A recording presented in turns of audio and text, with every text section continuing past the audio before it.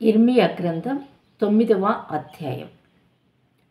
నా జనులలో హతమైన వారిని గూర్చి నేను దివారాత్రము కన్నీరు విడిచినట్లు నా తల జలమయముగాను నా కన్ను కన్నీళ్ల ఊటగాను ఉండునుగాక. నా జనులందరూ వ్యభిచారులను ద్రోహుల సమూహమునై ఉన్నారు. ఆహాహా, అరణ్యములో బాటసారుల బస నాకు దొరికిన ఎంత మేలు! నేను నా జనులను విడిచి వారి యొద్ద నుండి తొలగిపోవుదును. వెండ్లను త్రొక్కి వంచునట్లు అబద్ధమాడుటకై వారు తమ నాలుకను వంచుదురు. దేశములో తమకున్న బలమును నమ్మకముగా ఉపయోగపరచరు. నన్ను ఎరుగుక కీడు వెంట కీడు చేయుచు ప్రవర్తించుచున్నారు. ఇదే యెహోవా వాక్కు. మీలో ప్రతివాడును తన పొరుగువాని విషయమై జాగ్రత్తగా ఉండవలెను. ఏ సహోదరునినైనను నమ్మకుడి. నిజముగా ప్రతి సహోదరునిను తంత్రగొట్టయి తన సహోదరుని కొంప ముంచును. ప్రతి పొరుగువాడును కొండెములు చెప్పుటకై తిరుగులాడుచున్నాడు. సత్యము పలుకక ప్రతి వాడును తన పొరుగువానిని వంచును. అబద్ధములాడుట తమ నాలుకలకు అభ్యాసము చేసి ఉన్నారు. ఎదుటివాని తప్పులు పట్టవలనని ప్రయాసపడుదురు. నీ నివాస స్థలము కాపట్యం మధ్యనే ఉన్నది. వారు కపటులై నన్ను తెలుసుకొన నొల్లకున్నారు. ఇదే యెహోవా వాక్కు. కావున సైన్యములకు అధిపతియగు యెహోవా ఈలాగు సెలవిచ్చుచున్నాడు. ఆలకింపుము. వారిని చొక్కము చేయనట్లుగా నేను వారిని కరిగించుచున్నాను. నా జనులను బట్టి నేను మరేమి చేయుదును? వారి నాలుక ఘాతుక బాణము, అది కాపట్యము పలుకుచున్నది. ఒకడు మనస్సులో వంచనాభిప్రాయమునుంచుకుని నోట తన పొరుగువానితో సమాధానముగా మాటలాడును. నేను ఈ సంగతులను తెలుసుకుని వారిని శిక్షింపకపోదునా? ఇటు జనులకు నేను ప్రతిదండన చేయకుందునా? ఇదే యెహోవా వాక్కు. పర్వతముల విషయమై రోదనమును అంగలార్పును చేయుదును. అరణ్యములోని మేతస్థలములను బట్టి విలాపము చేయుదును. అవి పాడాయను. సంచారము చేయువాడు ఎవడునూ లేడు. పశువుల అరుపులు వినపడవు. ఆకాశ పక్షులను జంతువులను పారిపోయి ఉన్నవి. అవి తొలగిపోయి ఉన్నవి. యెరూషలేమును పాడు దిబ్బలుగాను నక్కలకు చోటుగాను నేను చేయుచున్నాను. యూదా పట్టణములను నివాసలేని పాడు స్థలముగా చేయుచున్నాను. ఈ సంగతిని గ్రహింపగల జ్ఞాని ఎవడు?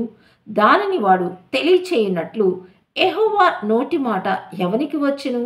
ఎవడనూ సంచరింపకుండా ఆ దేశము ఎడారి వలె ఎలా కాలిపోయి పాడాయను?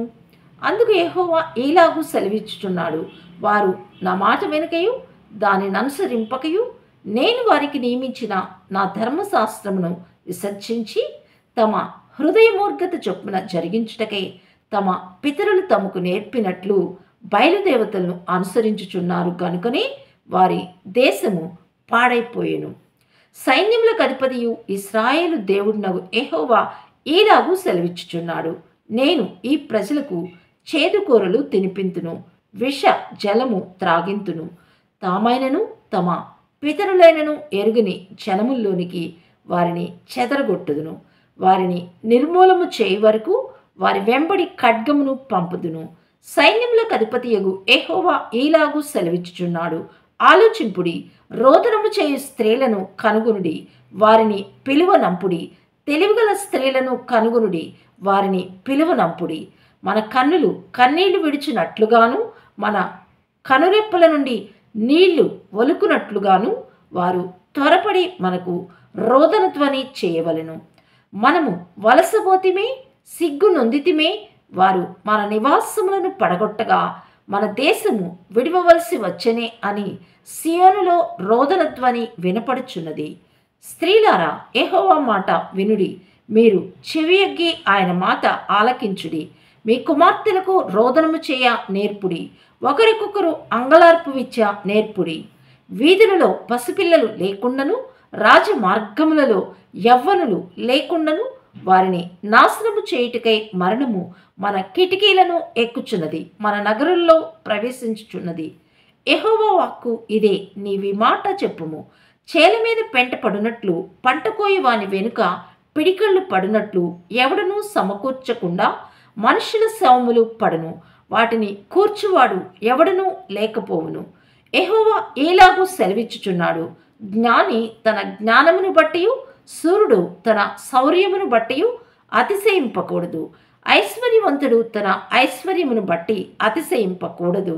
అతిశయించువాడు దేనిని బట్టి అతిశయింపవలెననగా, భూమి మీద కృప చూపుచు నీతి న్యాయములను జరిగించుచున్న యెహోవాను నేనే అని గ్రహించి నన్ను పరిశీలనగా తెలుసుకొనుటను బట్టి అతిశయింపవలను. అట్టి వాటిలో నేను ఆనందించువాడనని యెహోవా సెలవిచ్చుచున్నాడు.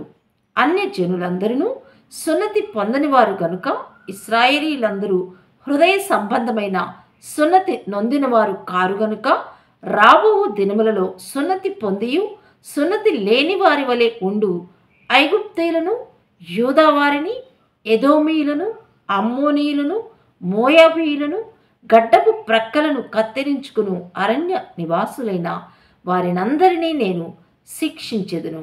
ఇదే యెహోవా వాక్కు.